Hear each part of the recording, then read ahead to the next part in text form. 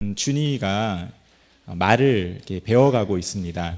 그래서 이런저런 말들을 많이 연습하고 또 하게 되는데요.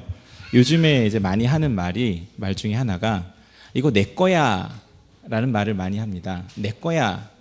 그리고 제 핸드폰을 이제 동생 건이가 가지고 놀고 있으면 이거 아빠 거야 하면서 그걸 뺏어 가지고 저에게 갖다 줍니다. 또 엄마 물건을 보면 엄마 물건을 건이가 갖고 놀고 있으면 이거 엄마 거야 하면서 또 뺏어서 엄마한테 갖다 줍니다. 이제 동생 건이가 준이 장난감을 가지고 이렇게 막 놀고 있으면 가가지고 이거 형아 거야 이렇게 하면 형아 거야. 그래서 뺏습니다. 근데 이게 이제 밖에 나오니까 좀 실수를 하게 되던데요. 밖에 나와서 자기 장난감을 갖고 있는데 자기보다 한참 나이 많은 형들이 와가지고 장난감을 건들면 이거 형아 거야 하면서 이렇게 꼭 가지고 있는 겁니다. 그래서 그때는 형아 거야가 아니고 준이 거야라고 이렇게 해야 된다고 가르쳐주고 있습니다. 이렇게 소유에 대해서 부쩍 관심이 많아졌는데요. 어제 유초등부 유치부 야외 체험학습을 다녀올 때 차에서 동규가 준이한테 이렇게 물어보는 겁니다. 이걸 어떤 물건을 가지고 이거 누구 거지? 그러니까 준이 거야 이렇게 대답을 하는 거예요. 건이를 가리키면서 건이는 누구 거지? 그랬더니 준이 거야 하는 겁니다. 그래서 준이를 가리키면서 준이는 누구 거야? 그랬더니 건이 거야 이렇게 대답을 하더라고. 그 말을 들었습니다. 물론 아이들이 그냥 장난으로 또 아무런 생각 없이 이렇게 질문하고 대답하는 것이겠죠. 하지만 우리는 이 질문에 대해서 분명한 대답을 가지고 있어야 합니다. 나는 누구의 것인가? 나는 누구의 소유인가? 오늘 본문이 바로 그것을 말씀하고 있습니다. 오늘 본문은 우리가 하나님의 것이다 이렇게 말씀합니다. 하나님의 소유라. 우리가 잘 아는 베드로전서 2장 9절 말씀은 이렇게 말씀합니다. 우리 함께 읽어보겠습니다. 그러나 너희는 택하신 족속이요 왕 같은 제사장들이요 거룩한 나라요 그의 소유가 된 백성이니. 우리는 하나님의 소유가 된 백성입니다. 그런데 우리가 하나님의 소유가 되었다 하는 이 개념은 이미 구약 성경에서도 등장했던 개념입니다. 이사야 43장 1절 말씀을 보시면 또 함께 읽어보겠습니다. 너는 두려워하지 말라. 내가 너를 구속하였고 내가 너를 지명하여 불렀나니 너는 내 것이라. 하나님께서는 그 택하신 백성 이스라엘 백성을 향해서 너는 내 것이라 이렇게 말씀하십니다. 또 신명기 32장 9절 말씀에 보면 또 이렇게 말씀합니다. 같이 또 읽어보겠습니다. 여호와의 분깃은 자기 백성이라 야곱은 그가 택하신 기업이로다. 이스라엘 백성은 하나님의 분깃이라 하나님의 기업이라 이렇게 말씀합니다. 그리고 오늘 우리가 읽었던 에베소서 본문 11절 말씀을 보시면 이렇게 말씀합니다. 또 같이 읽어보겠습니다. 우리가 예정을 입어 그 안에서 기업이 되었으니. 우리가 예수 그리스도 안에서 하나님의 기업이 되었다 이렇게 말씀합니다. 하나님의 소유가 된 백성이 되었다 이렇게 말씀하는 것입니다. 이 사실을 믿으십니까? 이제 우리가 하나님의 소유가 된 백성이다 하는 사실을 믿으십니까? 그러면 우리가 처음에 던졌던 질문을 다시 한번 질문해 보겠습니다. 우리는 누구의 것입니까? 하나님의 것입니다. 하나님의 소유입니다. 하나님의 기업입니다. 그러면 우리는 하나님의 기업이 하나님의 소유가 어떻게 하나님의 소유가 되었는가? 그것은 하나님의 뜻으로 된 것입니다. 1장 5절 말씀을 보면 그 기쁘신 뜻대로 우리를 자기 아들들로 예정하셨다 이렇게 말씀하고 9절에 보아도 그의 기뻐하심을 따라 예정하셨다 이렇게 되어 있고요. 또 오늘 본문 11절에 보면 모든 일을 그의 뜻의 결정대로 일하시는 이의 계획을 따라 우리가 하나님의 기업이 되었다 이렇게 말씀합니다. 이렇게 본문은 하나님의 뜻, 하나님의 기뻐하심, 하나님의 목적, 하나님의 계획, 그 경륜이라는 말들로 가득 차 있습니다. 우리가 하나님의 소유가 된 백성이 된 것은 결코 우연히 된 것이 아닙니다. 우리가 하나님의 기업이 된 것은 결코 우리가 먼저 하나님을 택하였기 때문이 아닙니다. 하나님은 모든 일을 계획하시고 모든 일을 하나님의 뜻대로 이루어 가십니다.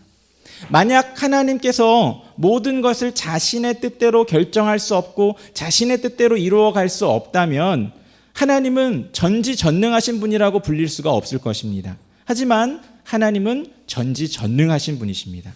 따라서 하나님은 모든 것들을 자신의 뜻대로 결정하시고 자신의 뜻대로 이루어 가시는 분이십니다.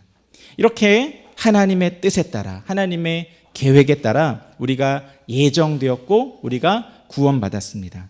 그리고 예수 그리스도 안에서 우리는 하나님의 기업, 하나님의 소유가 되었습니다. 이런 의미를 생각하면서 우리 에베소서 1장 11절 말씀을 다시 한번 같이 읽어보겠습니다. 함께 읽겠습니다. 모든 일을 그의 뜻의 결정대로 일하시는 이의 계획을 따라 우리가 예정을 입어 그 안에서 기업이 되었으니. 아멘. 이렇게 우리 구원의 근거는 오직 하나님의 기쁘신 뜻에 달려 있었습니다. 하지만 그 구원이 우리에게 적용되는 과정에서 반드시 우리에게 요구되는 것이 있습니다. 그것이 무엇일까요? 우리는 무엇으로 말미암아 구원을 받는다 이렇게 이야기합니까? 우리는 믿음으로 말미암아 구원을 받는다 이렇게 이야기합니다. 복음을 듣고 그 복음을 믿는 믿음이 우리에게 요구됩니다. 믿음이 없이는 구원을 받을 수 없습니다. 믿음이 없이는 하나님의 소유된 백성이 될 수 없습니다. 그래서 오늘 본문 13절은 이렇게 말씀합니다. 13절 같이 읽어보겠습니다.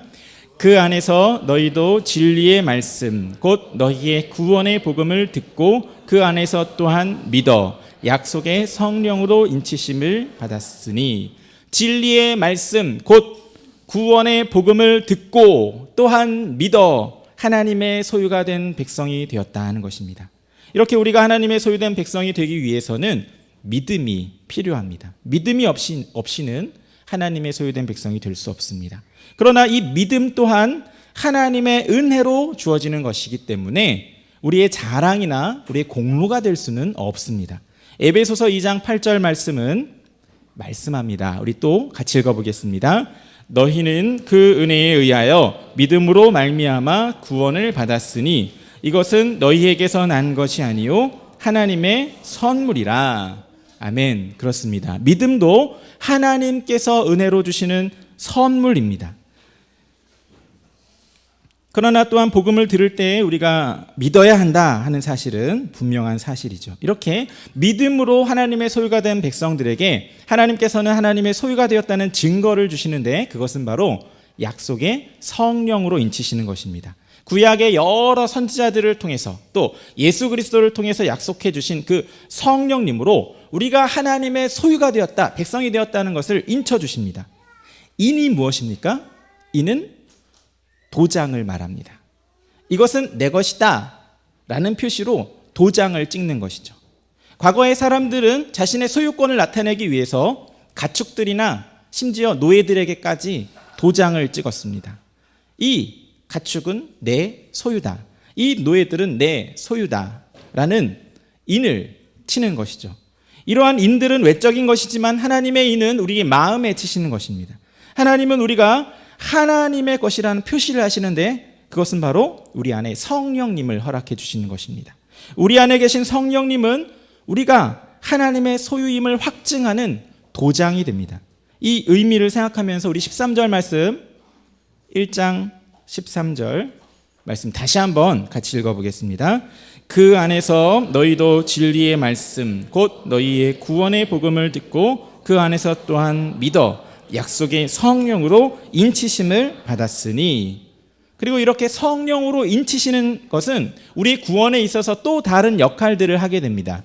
그것은 두 가지로 살펴볼 수 있는데요. 첫 번째는 성령님께서 우리 기업의 보증이 되신다는 것입니다. 우리 기업의 보증이 되신다.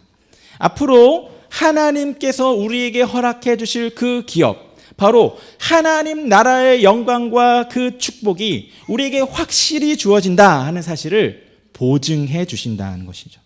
우리는 성령님을 통해서 마지막 날 기업을 확실히 받게 될 것이다 확신할 수 있습니다. 그런데 이 보증은 단순히 보증의 역할만 하는 것이 아닙니다. 마지막 날 받을 그 기업의 일부를 맛보는 보증입니다. 성령님을 통해서 우리는 이 기업을 확신할 수 있을 뿐만 아니라 그 기업을 이 땅에서 미리 맛볼 수 있게 됩니다. 성령님을 통해서 천국을 미리 맛보는 것입니다. 여러분은 성령님을 통해서 이 땅에서 천국을 맛보며 살아가고 계십니까? 우리가 받을 기업의 영광, 그 축복을 미리 맛보며 살아가고 계십니까? 우리가 성령님과 동행한다면 성령님과 동행하는 그곳이 바로 천국이 되는 줄로 믿습니다. 그러므로 우리 안에 허락된 성령님을 통해서 눈물 골짜기와도 같은 이 땅이라 할지라도, 이 삶이라 할지라도 천국을 이 땅에서 미리 맛보며 살아가는 저와 여러분 되기를 주님의 이름으로 축원합니다. 그러면 성령님의 인치심은 또 어떠한 역할을 하는가? 두 번째로 성령님은 그 얻으신 것을 속량하신다. 이렇게 오늘 본문에서 말씀합니다. 그 얻으신 것, 이것은 무엇을 의미합니까? 바로 하나님께서 얻으신 것, 하나님의 소유로 얻으신 것, 곧 그 택한 백성들을 의미합니다. 성령님께서는 그 택한 백성들, 곧 그의 소유된 백성들을 다 속량하여 주신다는 것이죠. 우리가 하나님의 소유라는 표시로 주어진 성령님께서 우리가 앞으로 받을 기업의 보증이 되시고 또 그 택하신 백성, 그 소유된 백성들을 그 끝날에 완전히 속량하신다, 구원하신다는 것입니다. 우리는 때때로 우리의 연약함을 보면서 내가 과연 구원받을 수 있을까? 이러한 의구심을 가질 수가 있습니다. 나는 구원받기에는 너무나도 연약하고 죄악된 존재이기 때문이죠. 우리의 모습만 본다면 이 말이 사실일 것입니다. 우리는 끝까지 인내하며 하나님을 따라갈 그러한 능력이 없습니다. 우리는 할 수 없습니다. 그러나 우리 안에 허락하신 성령님께서 그것을 가능하게 하십니다. 성령님께서 하나님의 소유가 된 우리가 완전히 구원받을 그날 때까지 우리를 붙들어 주시고 인도해 주고 계십니다. 그래서 우리는 우리 자신을 보면 좌절할 수밖에 없지만 성령님을 믿으면, 성령님의 그 능력을 믿으면 우리는 소망을 가질 수 있습니다.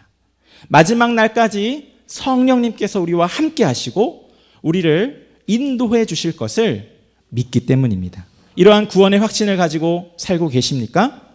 우리 자신을 보고서는 확신할 수 없지만 성령님의 능력을 믿고 확신하며 소망 가운데 사는 저 여러분 되기를 원합니다. 그러면 하나님께서는 왜 이렇게 우리를 택하시고 하나님의 소유된 백성으로 삼아 주셨습니까? 그 목적은 무엇입니까? 6절, 12절, 14절 말씀은 말씀합니다. 먼저 6절 말씀을 함께 읽어보겠습니다. 이는 그의 사랑하시는 자 안에서 우리에게 거저 주시는 바 그의 은혜의 영광을 찬송하게 하려는 것이라. 12절 말씀도 함께 읽어보겠습니다. 이는 우리가 그리스도 안에서 전부터 바라던 그의 영광의 찬송이 되게 하려 하심이라. 또 14절도 같이 읽겠습니다. 이는 우리의 기업의 보증이 되사 그 얻으신 것을 속량하시고 그의 영광을 찬송하게 하려 하심이라. 아멘. 무엇을 반복하여 말씀하고 있습니까? 하나님의 영광을 찬송하는 것, 이것을 반복하여 강조하며 말씀하고 있습니다. 그의 은혜의 영광을 찬송하게 하려고 우리를 하나님의 자녀로 예정하셨다.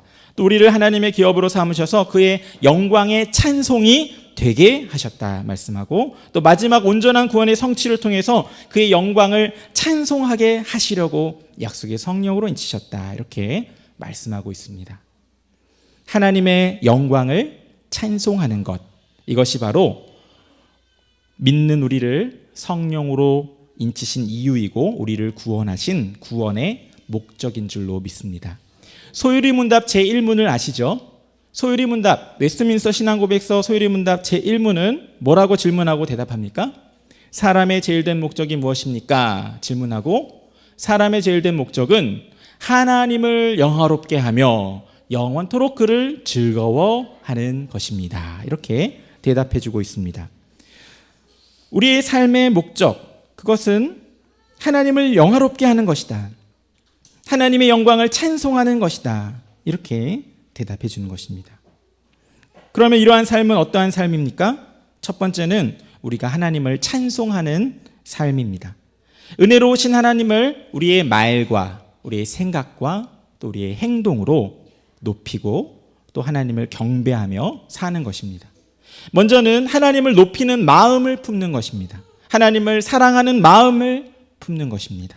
그리고 그러한 마음으로 하나님을 높이는 말을 하는 것입니다.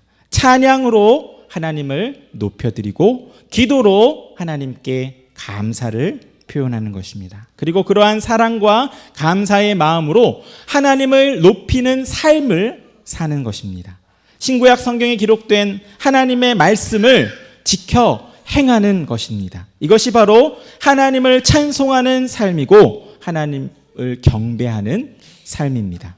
오늘은 특별히 예배 후에 영안 찬양 축제가 있습니다. 이 시간을 통해서 우리가 마음을 다하여 또 온 힘을 다하여 하나님을 찬송할 수 있기를 바랍니다. 그저 입술로 하나님을 찬송하는 것으로 그치는 것이 아니고 온 마음을 다해서 온 힘과 정성을 다해서 하나님을 향한 우리의 감사와 사랑의 마음을 표현하며 하나님을 높이는 은혜의 시간이 되기를 바랍니다.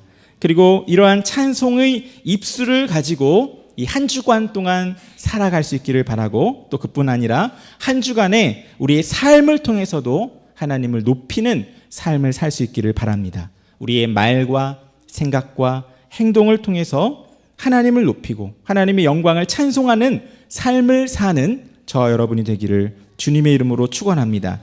또한 하나님을 찬송하는 삶은 우리 자신이 하나님을 찬송할 뿐만 아니라 다른 사람들도 하나님을 찬송하게 하는 삶인 줄로 믿습니다. 우리의 삶을 보고 그들이 하나님을 높일 수 있다면 그것이 하나님의 영광을 찬송하는 삶인 것입니다. 우리는 또한 우리의 전도를 통해서 그들이 하나님을 믿고 또 하나님을 섬기게 된다면 하나님의 영광을 찬송하는 삶을 살게 되는 것인 줄로 믿습니다. 우리는 누구의 것입니까? 우리는 애인 것도 아니고 남편, 아내 것도 아니고 부모님 것도 아니고 내 자신 것도 아닙니다. 우리는 누구의 것입니까? 하나님의 것입니다. 그러므로 이제 하나님께서 크신 은혜로 하나님의 소유된 백성으로 삼아주셨으니 어떻게 살아야 하겠습니까? 그 목적대로 우리를 구원하신 목적대로 살아야 합니다. 그 삶의 목적이 무엇입니까? 오늘 말씀의 제목처럼 하나님의 영광을 찬송하는 삶을 살아야 할 줄로 믿습니다. 우리는 이러한 삶을 살고 있습니까? 먹든지 마시든지 무엇을 하든지 다 하나님의 영광을 위하여 하라 말씀하셨는데 우리는 일상의 삶에서 하나님을 높이는 삶을 살고 있습니까? 우리의 입술로, 우리의 생각으로, 우리의 마음으로 하나님을 높이는 삶을 살고 있습니까? 또한 그러한 나의 삶을 통해서 다른 사람들이 나의 모습을 보고 하나님을 높이는 삶을, 높이게 하는 그러한 삶을 살고 있습니까? 우리 자신을 이 시간 다시 한번 돌아보면서 하나님의 은혜를 구할 수 있기를 원합니다. 그리고 이번 한 주간 동안 성령님의 능력을 힘입어서 하나님의 영광을 찬송하는 삶을 사는 저와 여러분이 되기를 바랍니다.